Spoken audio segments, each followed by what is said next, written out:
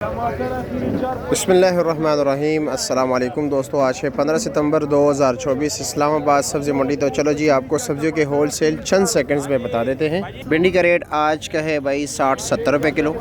Fresh been 140 रुपये kilo. गोल बैंगन 50-60 रुपये किलो।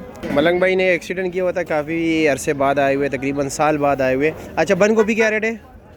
400 रुपये 80 रुपये किलो। और मिर्ची 500 रुपये किलो। कीरे का शापर कितने का है 9 किलो वाला? 900 रुपये का। ठीक है, बहुत शुक्रिया, अल्लाह आपको सेहत दे। शिमला 150 रुपये किलो। करेला 120 रुपये किलो। अरवी 150 रुपये किलो। काली तोरी 80 रुपये किलो। गोल कद्दू 80 रुपये किलो। लौकी 60 रुपये किलो। फूल गोभी ये वाला 100 रुपये किलो, नीचे वाला 120 रुपये किलो। पेटा कद्दू 60-70 रुपये किलो।